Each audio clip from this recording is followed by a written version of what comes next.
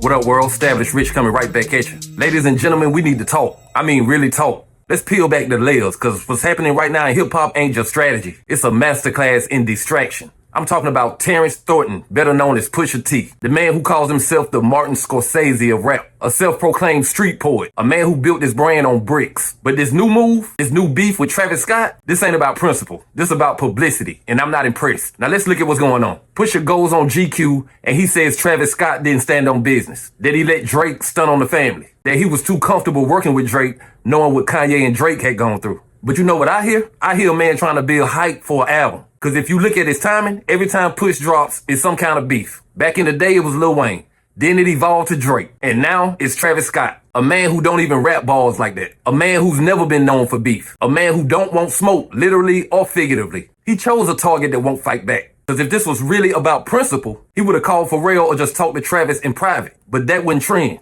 That wouldn't set up the rollout. Make no mistakes, this is all about attention. Push ain't mad, he's calculating. And if you've been paying attention to his career, you know this playbook by heart. Drop a slick disc, get the blogs moving. Drop a single, then a video, then a podcast interview, then an album. It's rinse and repeat. But this time it feels cheaper. Because this time he's not just promoting himself. He's pulling his own brother back into the street life. Now here's what I really don't expect. No Malice is back. After a decade away from the game, after finding his spiritual footing, after walking away from the drug game and the music that glorified it, he's back. And instead of this moment being about that, instead of it being about two brothers coming full circle, it's turned into another Pusha T beef. And that ain't fair to Malice. That ain't fair to the story. That ain't fair to the fans who've been waiting on y'all reunion. But let's get to the real problem. Push likes to call himself the Martin Scorsese of rap. But here's the thing. Scorsese makes fiction. He creates characters. They don't live in real life. They don't damage communities. But Push, he lives in a drug lord fantasy. Album after album. Verse after verse. Cocaine, cocaine, cocaine. Now, don't get me wrong. Everybody got a lane. But how many years you gonna sell the same brick in every song? From grinding to Diet Coke to Ace Trumpets, it's the same story. And speaking of that song, Ace Trumpets, first time I heard it, beat crazy, production clean. Second time I heard it, I asked myself,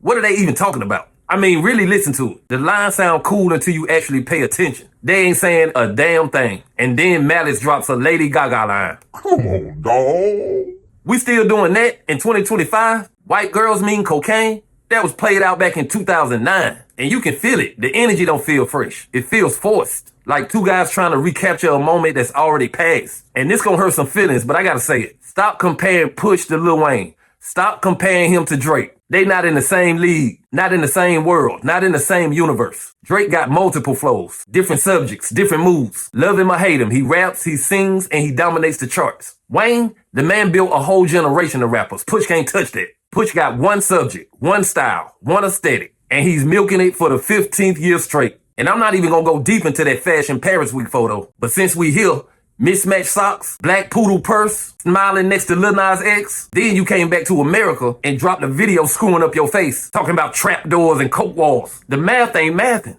I ain't knocking fashion, but don't give me a hard rock drug lord and then turn around looking like you just left a pet show. That's not authentic. Here's the bottom line.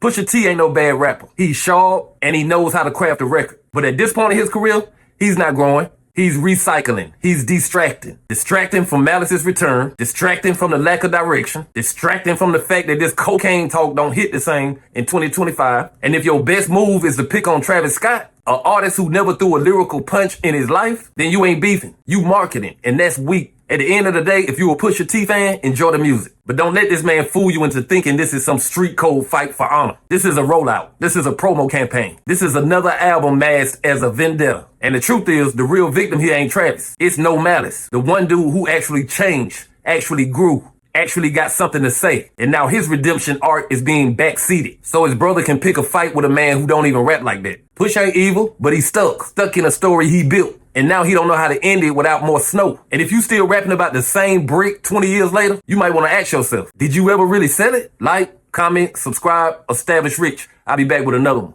Peace.